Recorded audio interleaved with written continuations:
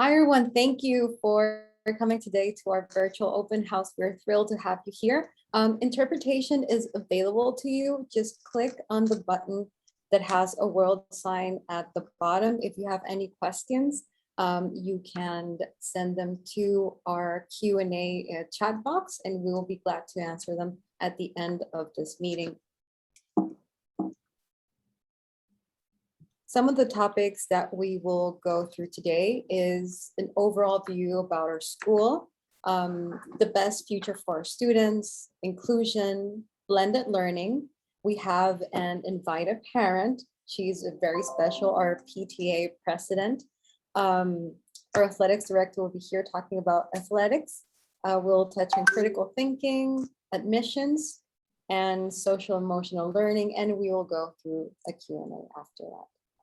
For those who just joined us, please remember that there is interpretation available. Just click on the globe link at the bottom of your screen and choose your language of preference. Spanish is the language that is available to you today.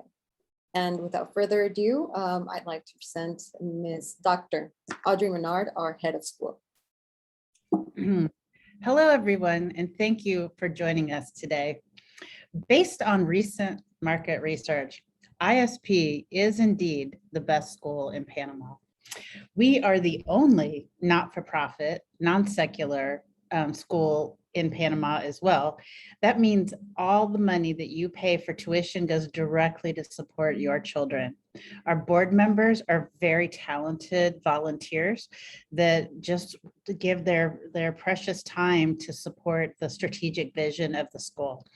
So based on all of that, we certainly stand out among the other schools in the area that have much more of a for-profit focus. Additionally, in the next slide, please, our school is very well certified.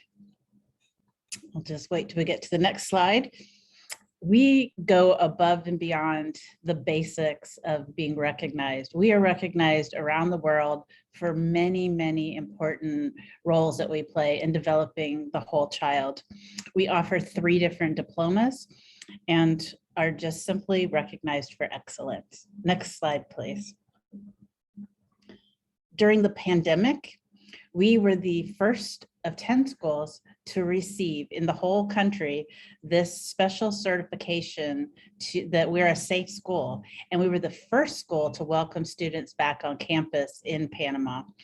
Currently, we have all of our students back to school every day, and the kids are just loving school so much. We just have tons of kids loving school so much they're staying after school and participating in many of our wonderful after school opportunities as well as athletics. Next slide, please. And then finally, I would just love to talk generally about our facilities. We have exceptional facilities. We're open aired. We have a very green campus, and we really emphasize conservation. For example, our PAC, where I'm sitting right now, or the slide that you can see from one of our recent plays, this building is run totally on solar energy. Addition to that, they get to do so many amazing things in our fine and performing arts in general. That building houses the arts, music, drama, film. We have photography, pottery and ceramics. We offer stagecraft, stage management, and much more. So our kids are able to participate on our campus, in our beautiful facilities, in really developing the whole child. And with that said, I'm going to pass it to our wonderful middle school principal, Kyle Martin, who's going to talk more about our academics. Perfect. Thank you very much, Dr. Menard. If you don't mind going to the next slide, perfect. One thing you'll hear quite a bit over the course of the day today is that we focus on preparing students for their best future. And we really emphasize there because it's so crucial that we meet the needs of every single learner who comes onto our campus. When we think about academics at ISP, we really think through what do students need to be successful in our current world. And as you'd imagine, the world has changed dramatically since maybe when you were in school and when I was in school. And in order to support our students, we need to adjust how we approach education to best meet their needs. And so some of the things that we focus on at ISP are helping students learn to collaborate effectively, helping them be creative thinkers and innovators, helping them be independent, helping them make decisions based on their values and based on what's in the best interest of their community and their world rather than maybe just themselves. We really want students to leave ISP being able to find solutions when they're faced with a problem. And that is so crucial. And so one of the big questions that all schools wrestle with is like, yeah, that's great, but how on earth do you do that sort of thing? And so at ISP, I obviously have a very specific middle school lens, but I know this is happening pre-K through 12. One of the biggest things that we focus on is knowing and valuing every single member of our community. And so when you come through our hallways, you'll hear all of our teachers knowing students by their first name, asking how their weekend was, asking how the soccer game went last night. We really take time to value and know every single person on our campus. We do that across the campus in a number of different ways. In middle school and high school, we have advisory programs, as you'd imagine. In pre-K and elementary, they have homeroom. We really emphasize the social emotional learning aspect things, and especially as students who are transitioning to our campus, we want to make sure that they feel safe and welcome every time they come here. Another big priority for our school is inquiry. And so we do a lot of presenting questions or phenomena to spark curiosity and to really get kids to want to find answers and find answers for themselves. You'll see across our campuses, in our classrooms, essential questions that really make kids think, like, what is a good leader? Because those kind of questions are what prompt great discussion and really push students outside of just the basic content to really think through what it means to be a great leader, so that they can then apply those skills later. One of the other aspects of our academic program is the voice and choice. And so we really want to make sure that we provide a space for students to ask questions that they're curious about, and also be independent enough and responsible enough to find their own answers. And so you'll see students working in a lot of different pathways at different paces, and following things that they love. And so we feel like by doing that, we're gonna help students develop the skills to be successful in the 21st and 22nd century. And so with that in mind, I'm going to send it to one of my colleagues, Mr. Elias Barlow, who is our coordinator of inclusion, who's going to really hone in and focus on how we meet the individual needs of every single student. Over to you, Elias. Hello, everyone. Thanks for being here today. Thank you, Kyle. We recently went through and we did our core values. One of the key ones that came out of it was strength and diversity. And key to that is we really believe that by having a neurodiverse representation in our classrooms and on our campus, it enhances the learning environment of all children and our staff and our community at large. And so as a school, we really aspire to be representative of the neurodiverse population that you find out in the world, which means that 10 to 15% of our student population is going to have varying needs. And this is really key as your students are coming to our school to developing compassionate and caring leaders that Kyle alluded to earlier. And so much learning, as we know, is socially driven. And by having a more diverse student population, we're increasing the capacity of all students. And key to that, too, is that we believe that exposure to diversity challenges students and staff to think critically and become leaders that challenge assumptions, and really to begin exploring alternative approaches and solutions to real-world problems. As we go through supporting students at our school, we have a robust tiered service model that really we work to approach and support all learners on our campuses. Within that, support starts in the classroom. And then on top of that, we begin to layer in supports for English as an additional language, learning support, and counselors. And as we're doing this, we're really trying to give consideration to the whole child. What are their academic needs? What are their social emotional needs? And what are their behavioral needs? And so as we're beginning to do this comprehensive supports are in conjunction and support and a partnership with the families at home. What this may look like is our counselors going into the classroom to teach lessons on social skills, or pulling small groups of students out to work on friendship groups. It could be a counselor working to do college counseling. For our learning support team, what that may mean is they're going into the classroom to model lessons, work with small groups to help with reading intervention, or pulling students out to do targeted instruction to make sure that they're closing gaps that may have grown during this time in the pandemic. We work with a broad range of students. We're proud to say that this year we've opened up an inclusion program that supports a targeted population of students that have developmental delays or gaps in their learning that's greater than 2 years. And so we're really trying to be a regional model of what inclusiveness looks like and how do we support a broader range of learners. We also, as we go into that, we have our English as an additional language, our EAL teachers, kind of modeling in the same way, going into classrooms, supporting in the class with either reading groups, writing groups, math, to really scaffold language to make it accessible for our new students that are learning English.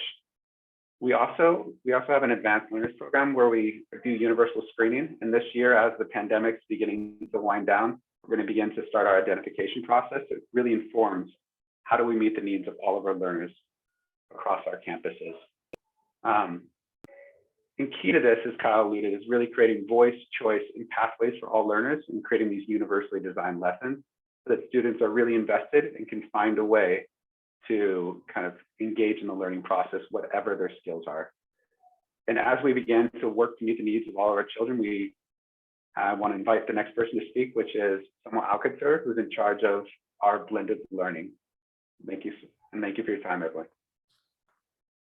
Thank you, Elias. So I'm Summer Alcácer, and I'm the blended learning specialist. So to continue with the idea of every child, every day, every way, ISP invest in multiple digital learning tools, whether that's software, devices, and apps, to empower students for active learning and to create content to show what they know and what they can do. And as others have mentioned, to think critically to solve problems in their community.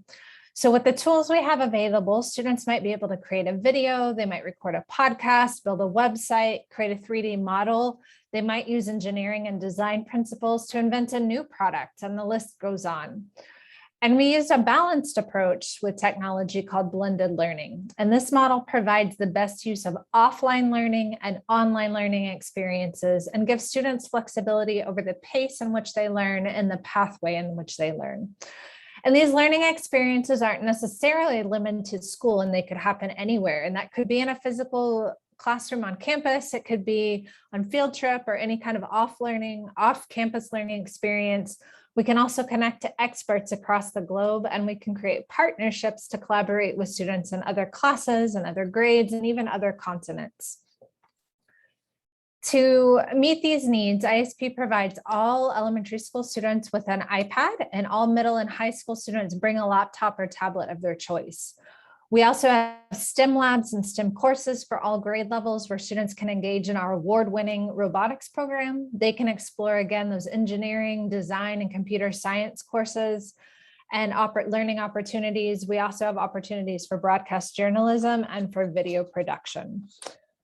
And again, as Elias mentioned, ISP uses our digital tools to create a more personalized learning experience for each student. So what does this look like? This might look like a teacher creating menus of different resources so that students have multiple pathways for how they learn a new skill or a new concept. Teachers can conference with students in small groups or individually to track their progress and reflect on where a student is successful and what is challenging for them. In addition to face-to-face learning in the classroom, we have adaptive software for reading and math that adjust to a student's math level or reading level and provide just the right amount of challenge and rigor for where they're at right now. And so technology also provides additional opportunities for interaction and faster feedback loops between students, teachers, and parents. And a teacher might use an interactive slide deck where students can instantly respond to questions, which gives all students in class the opportunity to communicate and engage. And then the teacher can take these responses and they can tailor the next lesson or the next day's class based on the needs of every student. Another example is that our younger students can create short videos or audio clips, and so we can hear them explain their thinking or how they solved a problem. And teachers can respond with audio or written feedback in addition to any face-to-face dialogue they're having in the classroom. So these digital learning tools speed up the process of monitoring progress and identify those areas where students need additional support more quickly, or identify where a student excels and needs to accelerate to new content.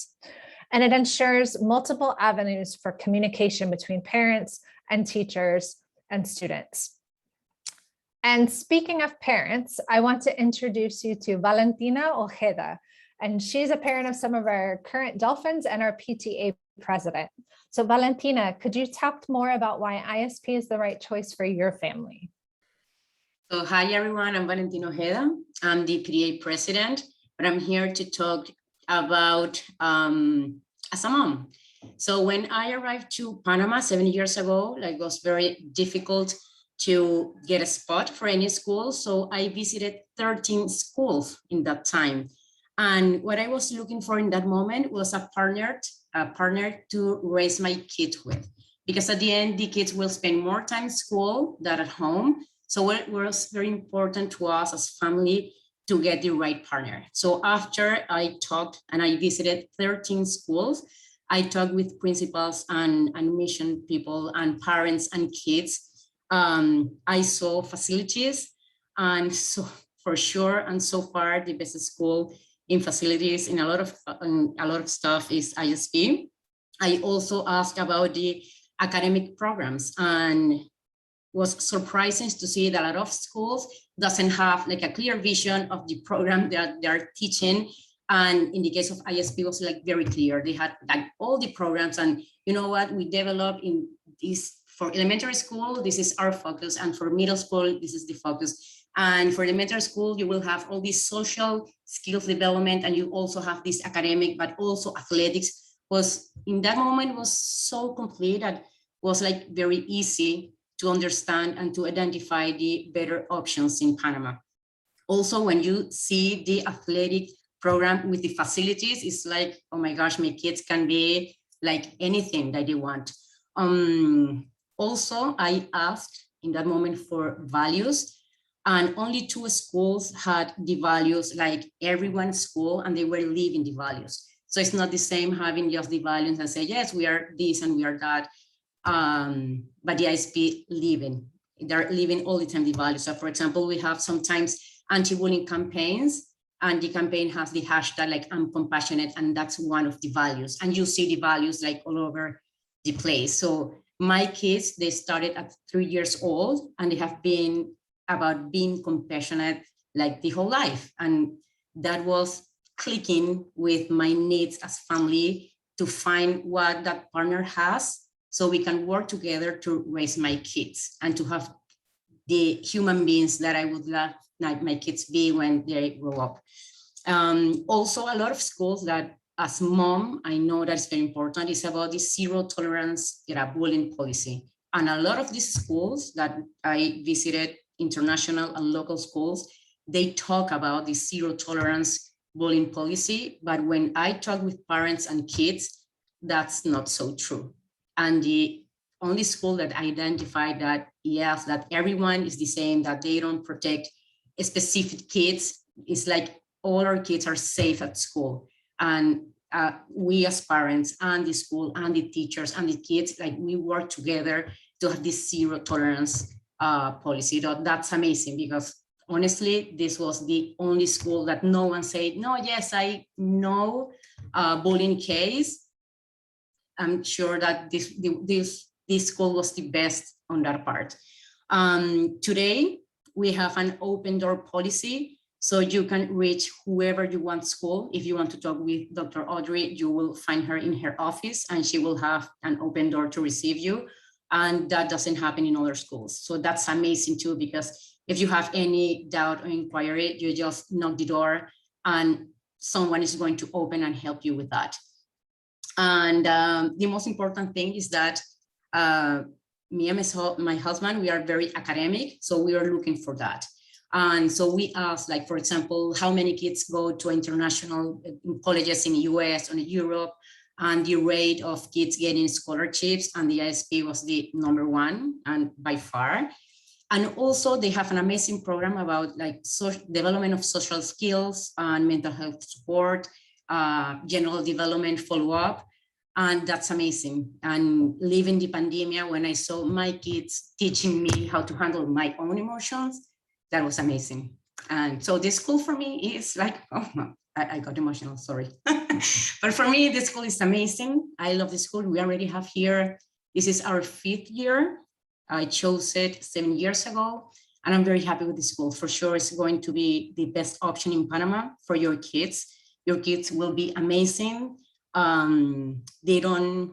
They have their own opinions. They stand and defend their own opinion, and that's amazing. So you will raise amazing kids with the school. Now I'm leaving you with Mr. Fernando. He's the athletics director. So thank you so much for being here. Thank you, Valentina, for your nice words. I'm Fernando Archila. I'm the athletic director here at ISP, and I'm going to talk about our athletics program. So our athletics program is educational based and competitive. And our goal is to create positive experiences and enduring lifelong lessons in supportive environments.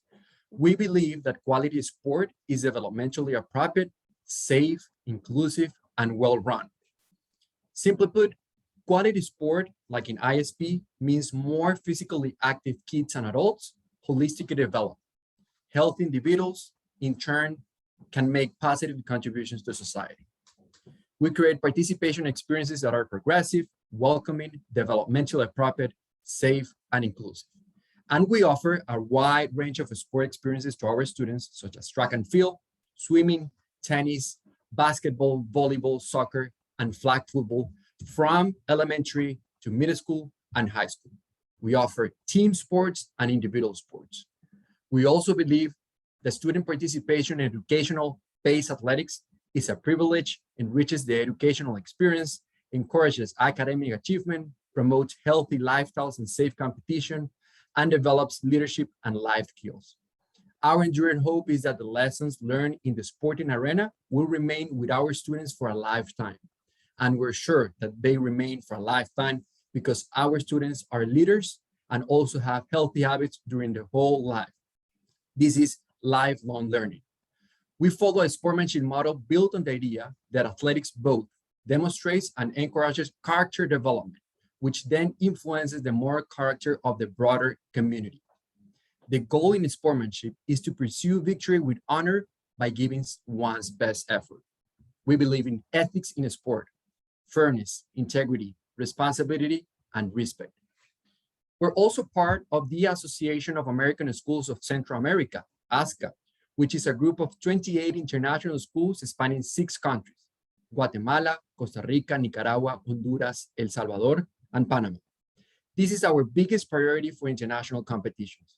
We also participate in a variety of local competitions across the different sports that we offer. We're really proud to say that we have been recognized with the Level 1 status within the National Federation of State High School Associations School Honor Roll Program due to the level of professional training our coaches have received. We are the first school in Latin America and the second school in the world to be recognized.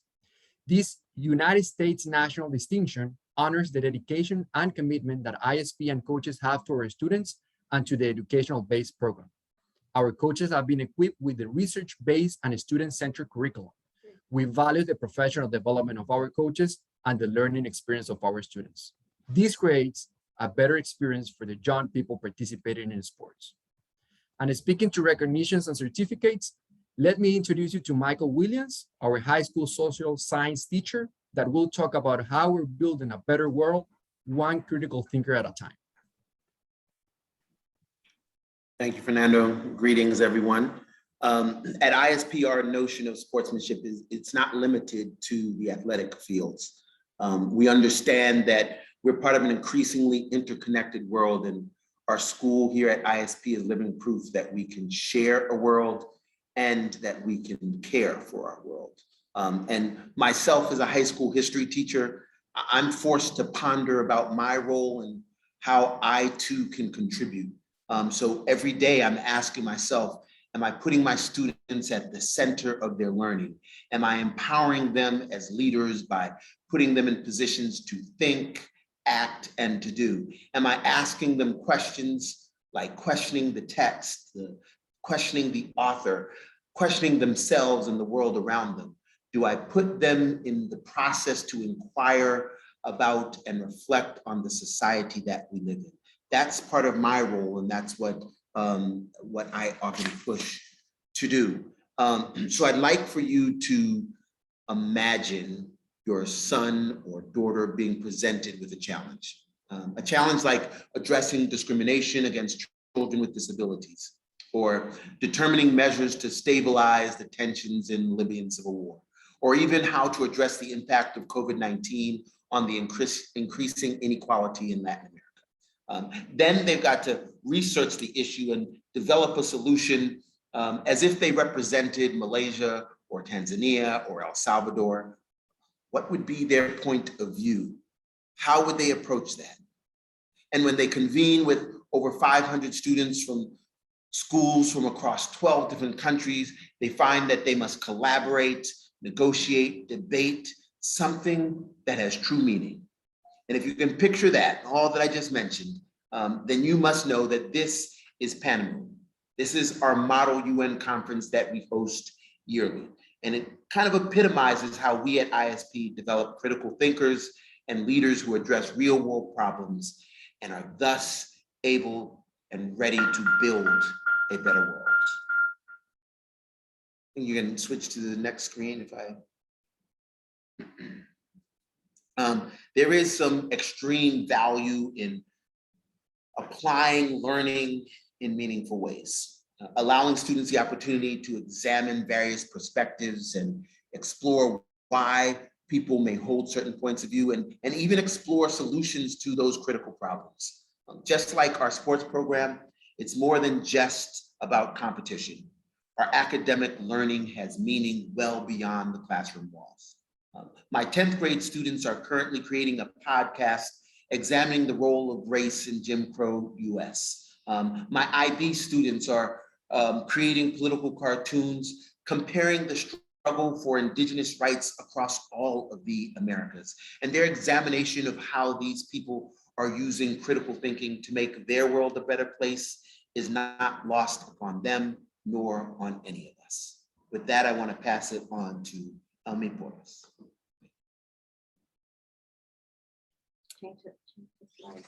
Hi, everyone.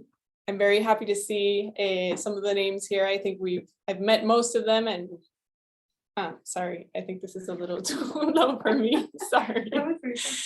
I've met most of you, and if I have not, then it's nice to meet you. I'm the head of admissions here at ISP. Yeah, okay, so that's better. Sorry about that. We know that choosing a school for your family is one of the toughest decisions. And at Enrollment and Records, we really just want to be there for you and guide you in determining if ISP is the right fit for you. So in that sense, this is the best place to start. You've had the opportunity of hearing from most of or part of our amazing team here at ISP. And I think that will give you an idea whether you're in the right place or not. Our entire admissions process takes place online. So regardless of wherever you are, we're able to admit your children at ISP even before you start with all the other moving arrangements that you have to take care of. We will send out an email after this session with the next steps to get started with the admissions process. We are currently processing admissions for this school year, and we will open admissions for the next school year in January. So if you want to be contacted in January, please let us know and we will add you to the mailing list and get in touch in January. I also wanted to take advantage of the session because I am leaving soon on maternity leave. I wanted to quickly introduce you to Monica. I don't know, Monica, if you can maybe turn your camera on so they can see you at least. Is she there? Hello, everyone. There you are. Hi. So Monica is going to be the person that would be guiding you through the process and helping you with every single question you might have about ISP.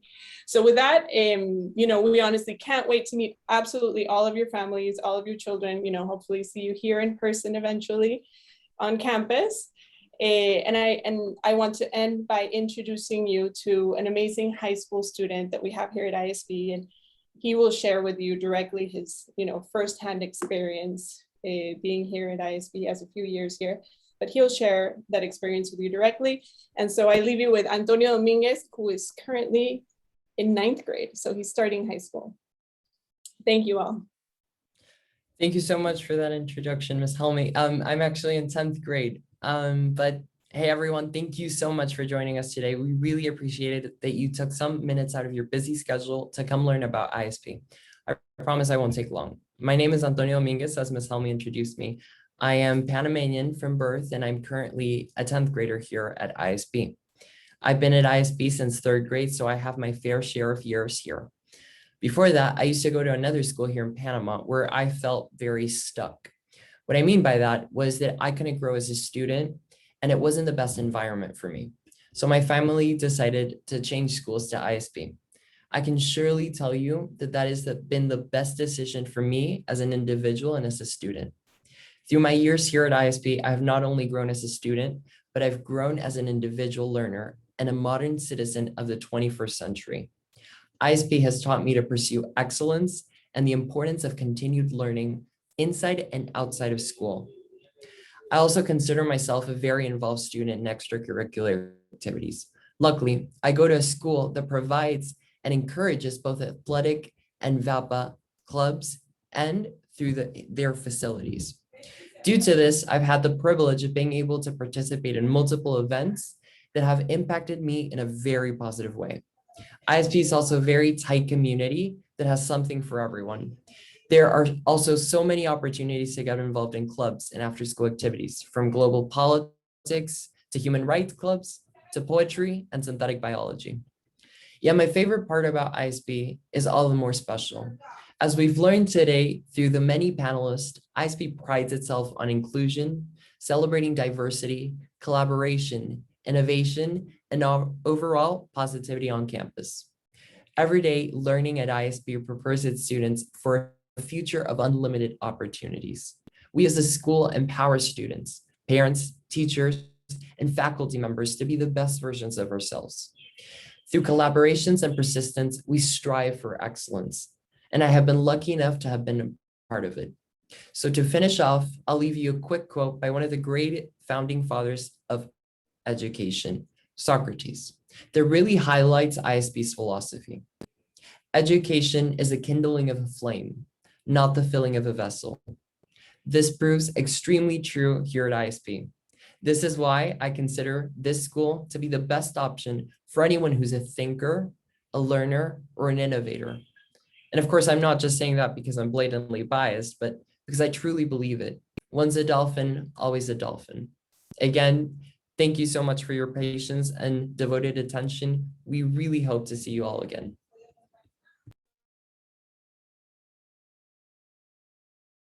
Thank you, Antonio. That was fantastic. Thank you so much. We have a few more minutes left for the Q&A, and I see that some of you have written down the questions here in the chat, so I'm going to try to run through them and reference the different specialists. So I'm interested in this year enrollment process. Also wanted to ask how much time toddlers have exposure to the tablets.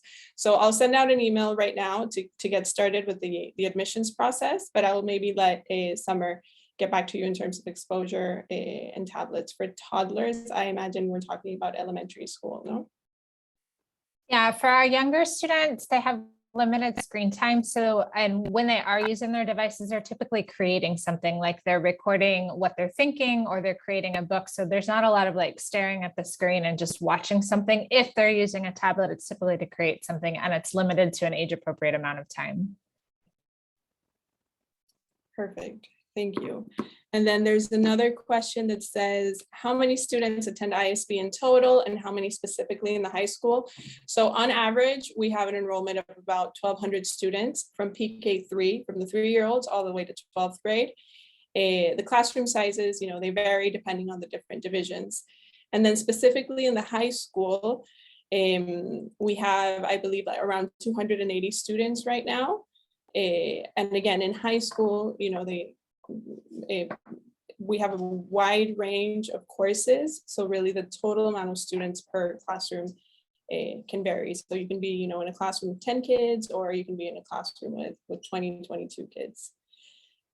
The other question is, yes, we are recording the session, so we will send it afterwards.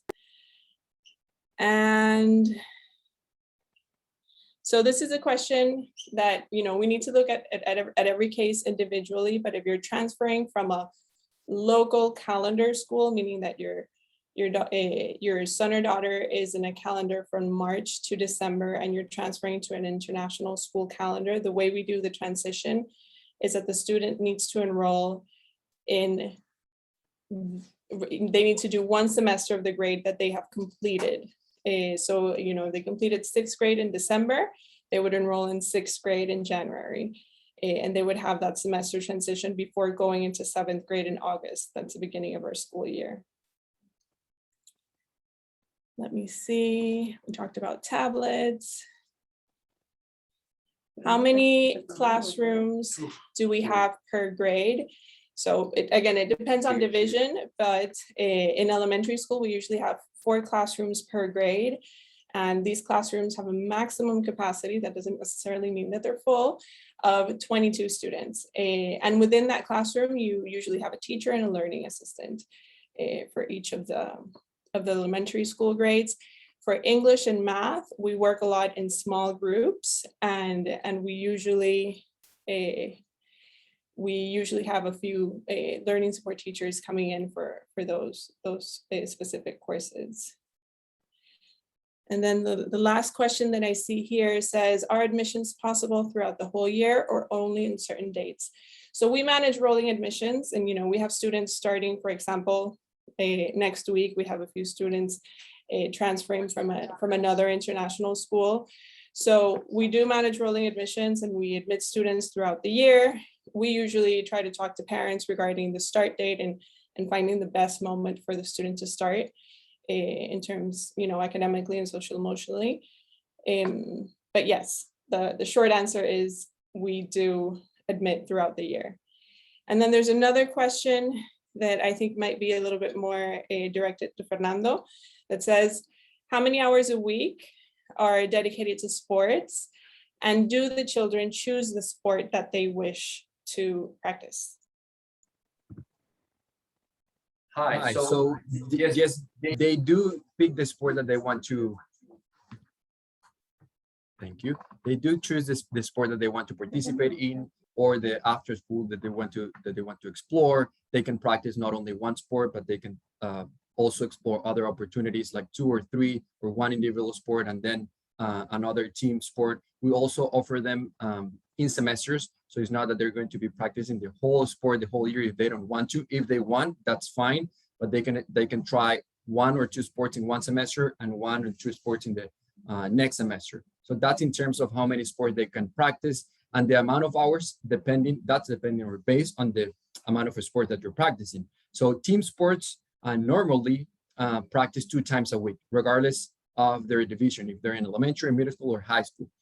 Individual sports is going to depend on the division. If they're in elementary, sometimes it's 1 time per week or 2 times per week. If they're in middle school or high school, if they're in the competitive team, they can practice regularly 3 times per week. And if they're in another team and a team B, they're going to practice 2 times per week. So it's there are also opportunities to work on physical conditioning plus the hours that you're training their sport. So that would be a total of 2 hours in that sport. But again, that's going to depend completely on the age and the level of the participant.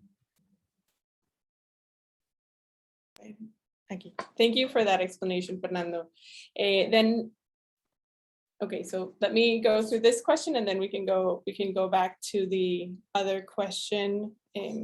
So this question says, is enrolling in the same grade that they finished in the local school calendar inflexible, or can we consider advancing them half a year?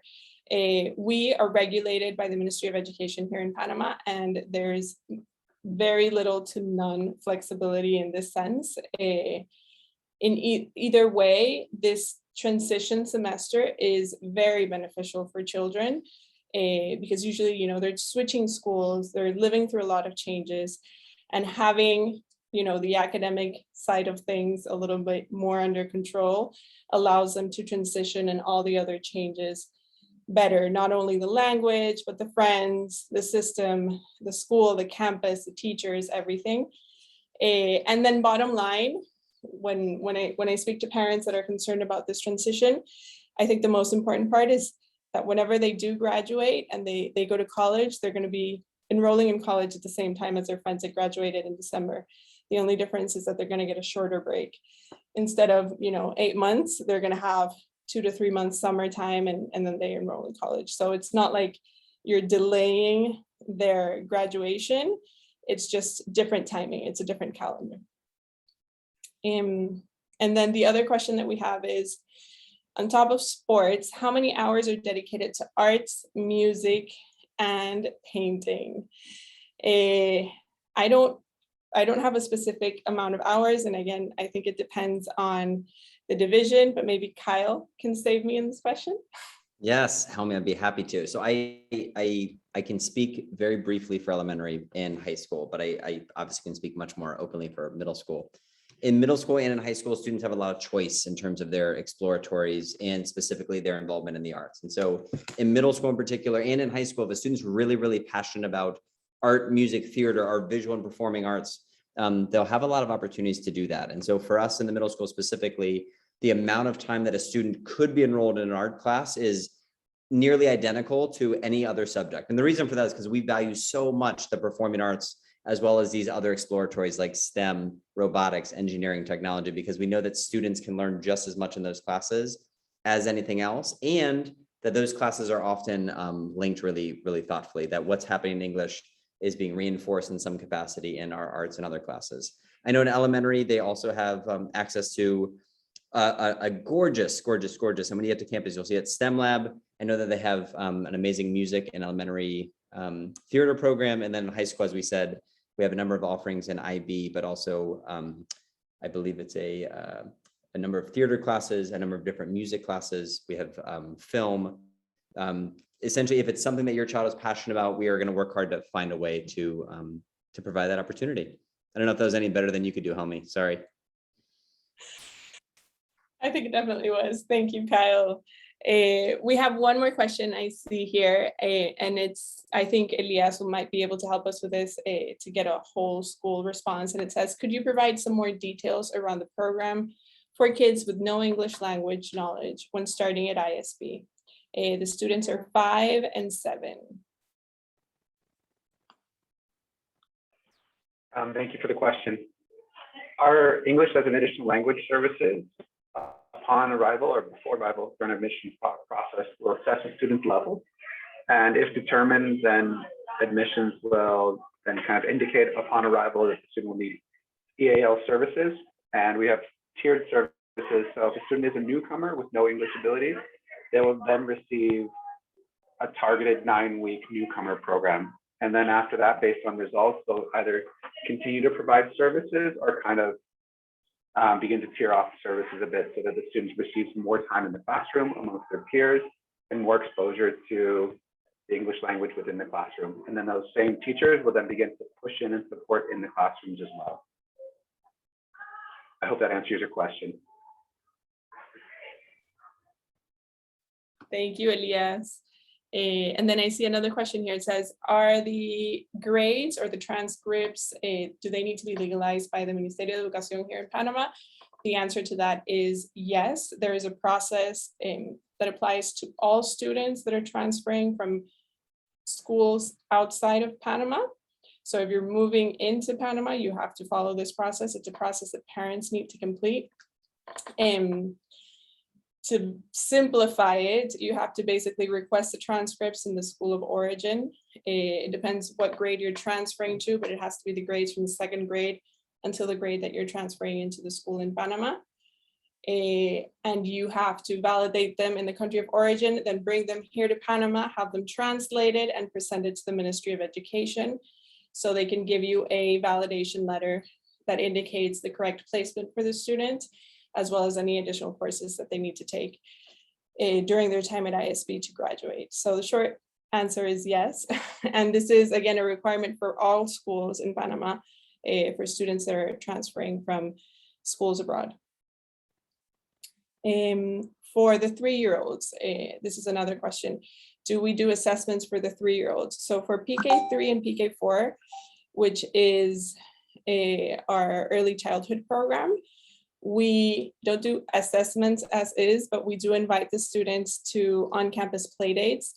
And again, the purpose of this is to get to know the student before he's admitted and before he enrolls at ISB. So we're fully prepared in case the student needs any additional support during his time at ISB.